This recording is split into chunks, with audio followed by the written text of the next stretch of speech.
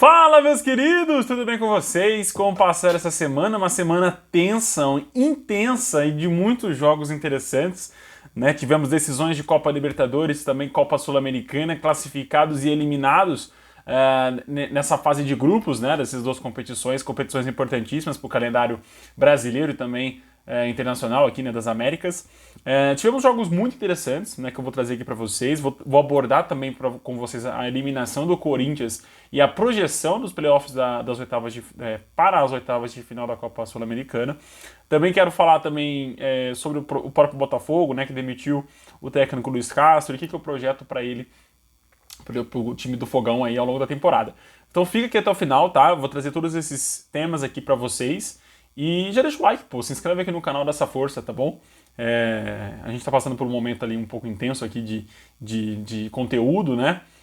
Então eu quero trazer bastante vídeo para vocês. Também pretendo trazer um vídeo, pelo menos durante o vídeo do meio da semana, né, da quarta-feira, que eu trago periodicamente, das vezes, eu pretendo trazer agora sobre a Copa do Mundo Feminina. Então deixa aqui o like, o comentário se você também aprova essa ideia, fechou?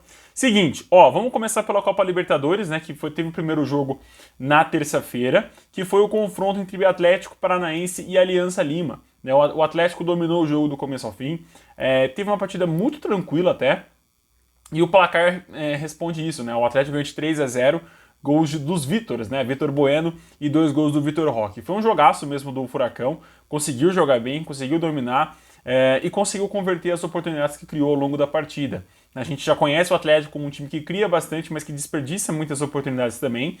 E nesse jogo em específico, gostei muito do desempenho defensivo do time. Também é outro ponto fraco aí do Furacão, não fraco, mas que oscila bastante nessa temporada, né? Que está oscilando bastante, o time vem sofrendo muitos gols. Nesse jogo em específico, o time conseguiu se defender e avança em primeiro no seu grupo. Em segundo, no grupo, avançou o Atlético Mineiro, que teve uma partida muito irregular, eu diria, né? O Atlético fez um primeiro tempo muito bom, com oportunidades, encurralando o Libertad. Óbvio que o Libertad incomodou em alguns momentos, mas muito em chutes fora da área, né? Onde o Everson conseguiu fazer uma grande defesa. Mas no segundo tempo o jogo ficou um pouco mais aberto, inclusive depois do gol do Barreiro, né? Que foi o primeiro gol do jogo pro Libertad. Nesse momento, eu vou ser sincero com vocês, eu achei que o caldo estava azedando pro Galo. Eu achei que o Atlético iria ser eliminado muito por conta do que o Atlético estava jogando no segundo tempo, que era um time um pouco mais lento, de posse de bola, sem conseguir criar jogadas. Aí, quando sofreu o gol, a chavinha mudou um pouco e o Igor Gomes conseguiu empatar pro Galo. Importante destacar, tá?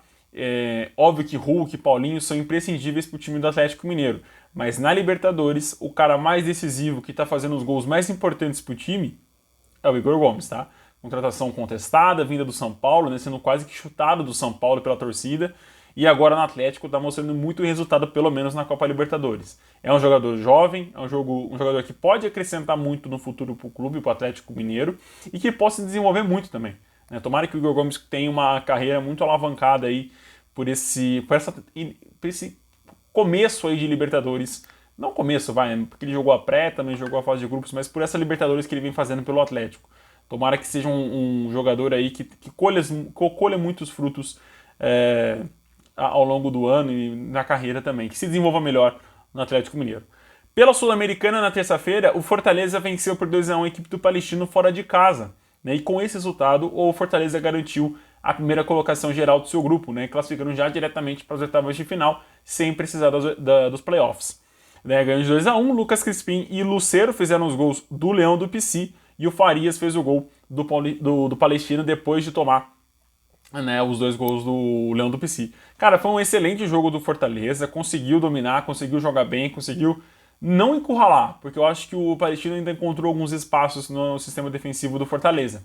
Mas foi um jogo muito interessante, cara, de um time que jogou fora de casa, de um time que está começando a ter seus passos internacionais, né, nesses últimos anos, e vem se provando um time muito interessante, cara, que o Fortaleza tenha cada vez mais alcances, né, e vá mais longe nas competições internacionais. É um grande candidato a pelo menos chegar numa semifinal aí da Copa Sul-Americana, visto que a Sul-Americana, cara, é muito nivelada por baixo. Obviamente vai depender do sorteio, porque o Fortaleza pode pegar, por exemplo, o playoff que está enquadrado o Corinthians ou o Botafogo, e aí complica um pouquinho mais pro Leão do Pici. Também na terça-feira tivemos decisão do grupo do Fluminense, né? O Fluminense fez o primeiro gol do jogo com o Cano, O River Plate estava vencendo já o jogo dele, né, o The Strongest, o The Strongest lá na Argentina, e com isso estava classificando Fluminense e River Plate. O Fluminense em primeiro e o River Plate em segundo, obviamente. Na sequência, assim, tipo, bem no finalzinho do primeiro tempo, o Brenner fez o gol de empate pro Sporting Cristal.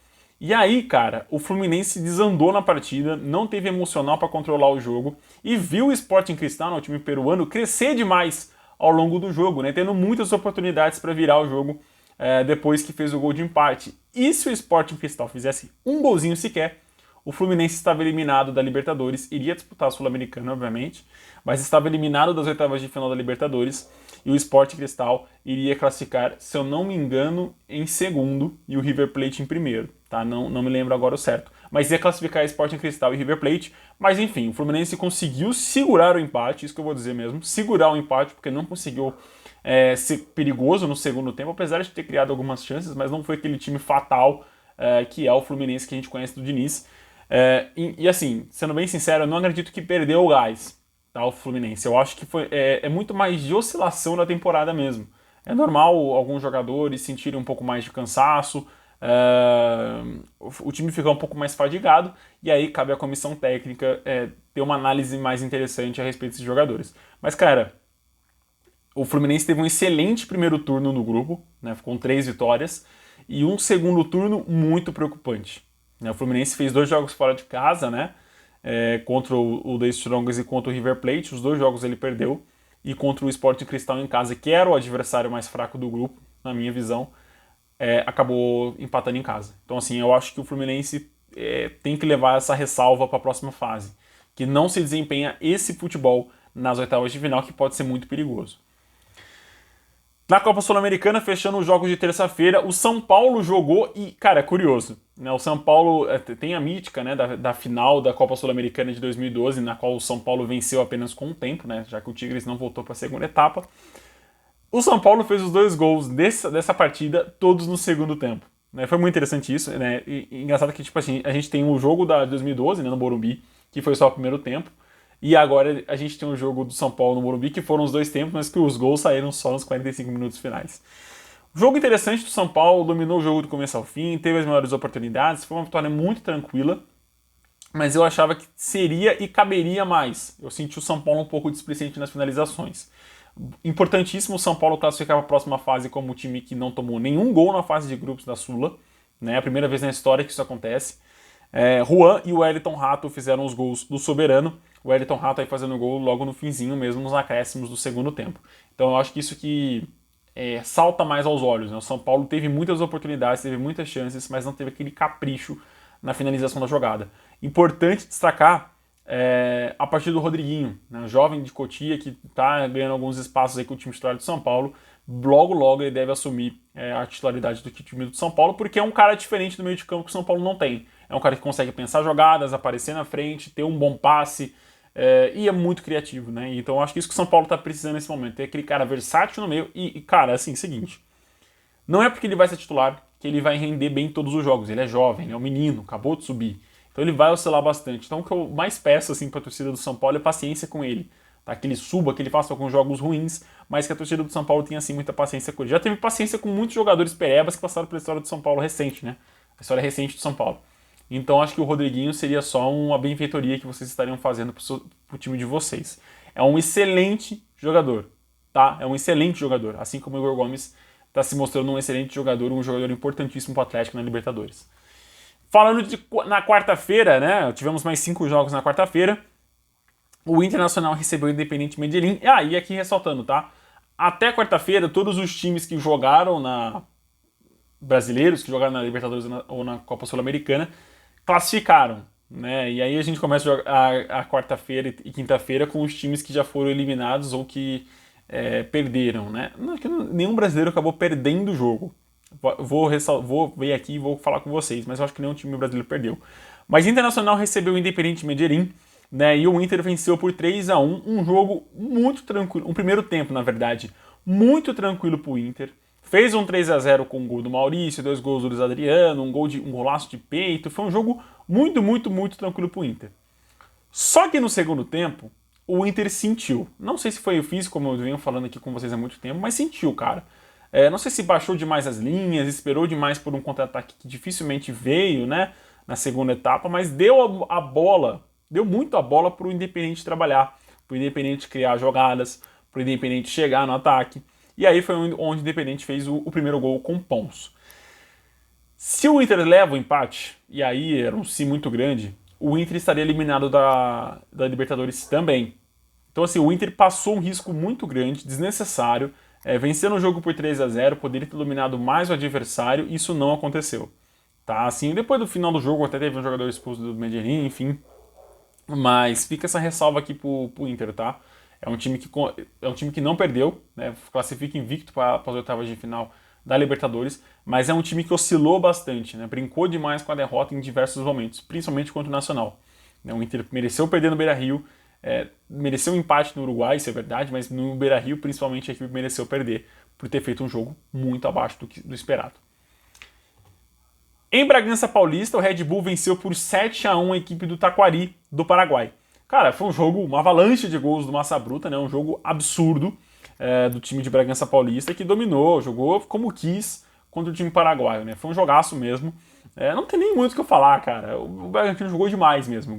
Dois gols de Sorriso, um gol do Lucas Evangelista, 3 gols do Eduardo Sacha e ainda teve o gol do Thiago Borbas para fechar aí o placar elástico aí pro Massa Bruta. E o Oscar Ruiz fez o gol do Taquari. O Taquari já estava eliminado, né, não tinha chance de classificar para a próxima fase, classificou o Red Bull em primeiro e o Estudiantes em segundo. E para você ter uma noção como que foi apertada, né, como foi um grupo fácil, teoricamente, para o Bragantino só teve que se preocupar contra os Estudiantes, fazer boas partidas contra o time argentino. O jogo foi decidido por saldo de gols, tá? A classificação. O jogo não, né? A classificação para a próxima fase da Sula, quem ia para os playoffs e quem iria diretamente para as oitavas, foi decidido por saldo de gols. E no final do vídeo eu vou trazer aqui como que ficaram os playoffs, óbvio que eu vou falar só dos times brasileiros. Mas o Estudiantes aí vai para os playoffs como favorito para classificar para as oitavas de final. E aí fica o ponto importante para os times brasileiros que já classificaram diretamente para as oitavas. Olho no Estudiantes, porque é um time muito interessante, mortal no ataque, perigosíssimo, tá? Assim como o outro time argentino, o News Old Boys, que tá fazendo uma excelente Copa Libertadores, Sul-Americana. Outro jogo também da quarta-feira foi o Flamengo 4-0 no Alcas. O Flamengo conseguiu reverter, né, fazer um bom saldo de gols aí no grupo, mas classifica em segundo lugar. Acho que aquele discurso de que o Sampaoli pagou o preço pelo Vitor Pereira é uma conversa fiada. O Flamengo empatou com o Nublense nesse saldo aí com o Sampaoli, e aí venceu o Racing, venceu o Alcas. Mas o empate contra o Nublense, cara, foi vergonhoso. Foi assim, um jogo que o Flamengo teria que ser derrotado, porque o Nublense foi muito melhor que a equipe carioca no segundo tempo, teve muitas chances e só não virou por conta da excelente partida do goleiro Matheus Cunha. Mas assim, o Flamengo ganha, classifica, mas não convence dentro do seu grupo. Era um grupo totalmente acessível para o Flamengo classificar em primeiro lugar e talvez até com 100%, tá? A primeira partida que perdeu com o Alcas com o Vitor Pereira, eu até concordo. Acho que foi um tropeço ali inesperado que pode ser colocado na culpa do técnico. Mas, assim, as partidas razoáveis para baixo do Flamengo foram todas culpas dos jogadores. E, obviamente, quando o Sampaoli chega, também do Sampaoli. O Flamengo venceu com gols de Pedro, Léo Pereira, Bruno Henrique e Vitor Hugo. 4-0, assim, para enganar mesmo. E aí a gente entra no eliminado, né? Que é o Corinthians. O Corinthians foi eliminado, né? Caiu para a Série B da Conmebol, que vai jogar a Sul-Americana nos playoffs. E nos playoffs vai jogar contra o Universitário, o time do Peru. É um time chato, esse Universitário. Era do grupo do Goiás, né? Quer dizer, era do grupo do Goiás, classificou como nos playoffs, o Goiás classificou diretamente pro pote 1. É um time chato, cara. Já deu trabalho pro Palmeiras na Libertadores. É um time meio complicadinho de se jogar. É um adversário acessível, porém chato. Entendeu? O Corinthians não pode entrar achando que... Não sei como será o segundo jogo, né? Mas achando que a qualquer momento ele vai vencer a equipe do Universitário. Mas fica o dado aqui para vocês, tá? Informação, no caso. O time reserva do Corinthians que jogou quarta-feira contra o Liverpool é muito interessante. Eu acho que algumas peças têm que ser mais testadas nesse time, principalmente o sistema ofensivo do Corinthians, que rendeu muitos frutos interessantes. Óbvio que a zaga do Liverpool é um absurdo de paçoca, né? Como que entrega esse time do Liverpool. Mas assim, era o adversário mais fácil do grupo, não é um parâmetro pra gente estar analisando, mas o time do Corinthians apresentou um futebol muito melhor do que o time titular. Tá? Os gols do Timão foram marcados por Matheus Araújo, Felipe Augusto e Adson. E inúmeras outras oportunidades que o time desperdiçou ao longo dos 90 minutos. Mas é um time muito interessante, cara. Olha nesses garotos que podem render frutos interessantíssimos para o Corinthians, financeiramente e futebolisticamente também. Completando os jogos da quarta-feira, tivemos a vitória histórica do Goiás fora de casa lá na Colômbia contra o Santa Fé. Guilherme Marques e Mateuzinho fizeram os gols. O Esmeraldino, o Rodalega fez o gol. Era Santa Fé. O Rodalega que já jogou no Atlético Mineiro, enfim, já rodou bastante com o Brasil também. Cara, foi um jogo... Como eu posso dizer? Foi um jogo assim de mata-mata mesmo do Goiás. Foi um jogo onde o Goiás jogou atrás, jogou esperando o time do Santa Fé, né? Jogou recuado e espetando alguns contra-ataques. No primeiro tempo até jogou um pouco mais, teve mais saídas, mas a partir do momento que fez 1-0, aí o time jogou mais retrancado, com as linhas um pouco mais baixas. No segundo tempo só deu Santa Fé do começo ao fim do jogo. Volto a repetir, só deu Santa Fé do começo ao fim do jogo. Guilherme Marques, né, como eu falei, fez o primeiro gol do jogo. O Rodalega empatou aos 72 e o Mateuzinho fez o gol da virada e que garantiu, né, a classificação do Goiás em primeiro lugar no grupo aos 95 minutos do segundo tempo, nos acréscimos da partida.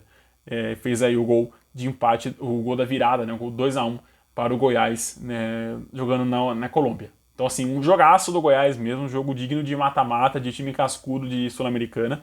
Tomara que o time adquira essa casca para jogar o mata-mata, porque é um time muito interessante, cara. Ele tá escrevendo uma história muito bacana aí na Copa Sul-Americana. O grupo não era um grupo fácil, né? Tinha um Gimnasia de La Plata, tinha o próprio Santa Fé, que é um time cascudo, um time difícil, e tinha o Universitário, que também é um time difícil, um time chato de se jogar, principalmente lá no Peru, tá bom?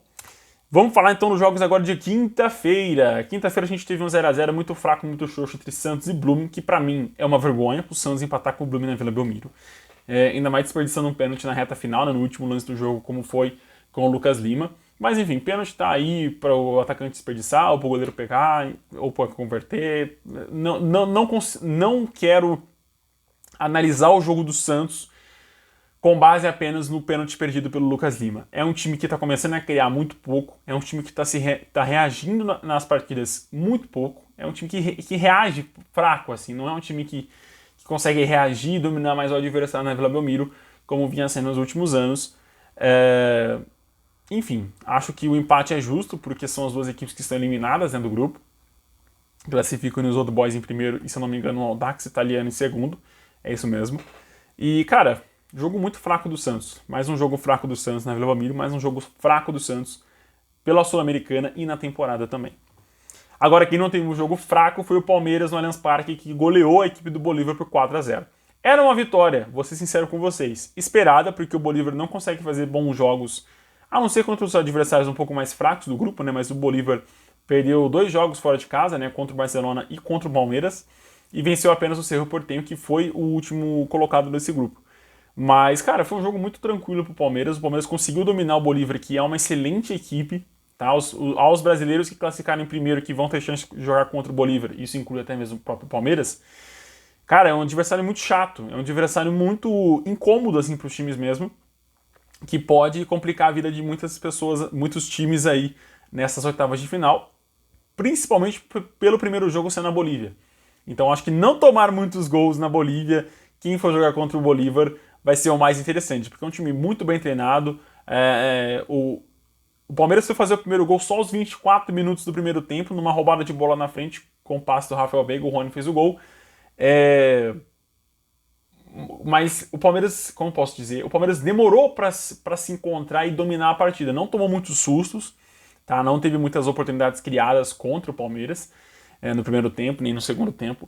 Mas o Bolívar, com a marcação individual, né, cada jogador do Bolívar marcando um jogador do Palmeiras, incomodou demais o time alviverde. Né, e aí é onde recorreu o Palmeiras a encontrar outros meios, né, e uma dessas foi a retomada de bola no campo de ataque. A partir desse momento aí o Bolívar começou a desandar um pouco mais. E aí o Palmeiras fez o segundo gol com o Arthur, depois foi fazer o terceiro com o Piquerez já no segundo tempo e o quarto com o Arthur também na reta final. Então assim, o Palmeiras classifica em primeiro no seu grupo também como melhor campanha geral da Libertadores. né? É a melhor campanha da Libertadores nesse ano, mais um ano, né? Que o Palmeiras consegue essa campanha. Se eu não me engano, acho que vai ser o quarto ano seguido. Não, o quarto ano seguido o Palmeiras tem o melhor ataque da Libertadores. Mas se eu não me engano, o Palmeiras tá aí sempre com a melhor campanha, cara, da Libertadores. No outro jogo de quinta-feira, né, o Botafogo empatou 1-1 com o Magallanes, lá do Chile. Foi o jogo de despedida do Luis Castro, né, que hoje, inclusive, soltou uma nota, o Botafogo, anunciando que o técnico já não faz mais parte da equipe do Botafogo, do plantel ali do Botafogo, né, não treina mais a equipe nessa semana, vai assumir o Al Nassr, né, que é o time do Cristiano Ronaldo. Eu vou falar, assim que eu falar da análise do jogo, eu já falo da decisão. Mas o Marlon Freitas fez o primeiro gol do jogo pro Botafogo e o Zapata empatou pro Magallanes na reta final, faltando 10 minutinhos para acabar. O Botafogo ainda teve algumas chances depois no segundo tempo, mas não conseguiu converter em gol, muito pela boa partida do goleiro do Magallanes, né, o goleiro chileno. Cara, foi um jogo pobre ofensivamente do Botafogo, né? Criou pouco, converteu muito pouco, né? Fez um gol apenas. Senti o time do Botafogo um pouco destoante assim, do jogo que fez contra o Palmeiras, do jogo que fez contra o Cuiabá, dos jogos que fez contra o Corinthians no Newton Santos. Enfim, foi um time estranho, tá? Foi um time estranho nesse jogo de quinta-feira, mas era um time muito bem treinado. Não sei como que vai ser agora sem o Luis Castro. Mas é um bom time, cara. É um time muito interessante esse time do Botafogo. Falando agora da decisão do Luis Castro. Eu acho, sendo bem sincero, eu acho que tá mais do que certa essa decisão de treinar um time bem estruturado como é o time do Al Nassr e pelo dinheiro que ele tá indo, né? Se eu não me engano, são 6 milhões de euros ou de dólares, acho que são de dólares, por mês que ele vai receber lá na Arábia, né? E aí eu concordo muito também do que ele disse na entrevista coletiva de ontem, né? Que você como profissional, você tem que pensar no futuro dos seus filhos e da sua família. É óbvio que o torcedor botafoguense, o torcedor não vai entender dessa maneira, né? Talvez nunca entenda dessa maneira. Mas eu acho que a postura do Luis Castro, do momento da venda dele, né, dos burburinhos e do comprometimento que ele teve de esperar o agente, de assinar e de oficializar essa transferência, eu acho que ele foi muito honroso com a torcida do Botafogo e com o time do Botafogo. Muitos saíram aqui do Brasil alegando que precisavam de férias na Europa, que precisavam de cuidar da sogra. Ele foi sincero do começo ao fim dessa transferência. Eu acho que isso tem que ser valorizado. Não acho que ele vá voltar para o Botafogo em um outro momento. Eu acho que a torcida do Botafogo nem quer mais ver ele pintado de ouro na frente do Botafogo. Mas, cara, é inegável que a gente tem que destacar o trabalho que ele fez pelo Botafogo, né? Fez um campeonato carioca muito ruim, muito fraco, apesar do título da Taça Guanabara, foi um campeonato muito, muito fraco do Botafogo, mas está fazendo um campeonato surpreendente, no mínimo, no Campeonato Brasileiro, né? Ninguém esperava o Botafogo líder na 12ª rodada e ele conseguiu fazer isso com um time extremamente limitado, que é o time do Botafogo. Então, assim, muito interessante o trabalho e vamos combinar, nós aqui que conhecemos o futebol brasileiro, que se daqui 2 meses o Botafogo não está mais na liderança, está na 5ª colocação, vocês acham mesmo que a vida do Luis Castro teria, assim, continuidade? Ou teria prazo de validade? Porque eu acho que se o Luis Castro perde a liderança para um Flamengo ainda, para um adversário, para um rival carioca, eu acho que a coisa ia apertar um pouco mais e nesse momento eu acho que a torcida do Botafogo estaria até pedindo a saída dele. Então acho que ele sair do time, sair por cima, sair de maneira honrada, sair de maneira correta e ganhando um salário decente lá na Arábia, cara, eu acho que tá tudo certo. Eu acho que não tem problema nisso. Óbvio que o torcedor do Botafogo é uma perda gigantesca, né? Porque você tira a cabeça pensante do seu time. E ainda pode perder o Tiquinho Soares pro mesmo time, né? Mas eu acho que é difícil isso acontecer, do caso do Tiquinho Soares, mas do Luis Castro já aconteceu. E ele se despede do Botafogo com esse empate um pouquinho amargo, já que jogou a equipe para jogar os playoffs, né? O Botafogo vai jogar contra o Patronato da Argentina. É um time chato também, mais chato até do que o do Universitário, que é o adversário do Corinthians.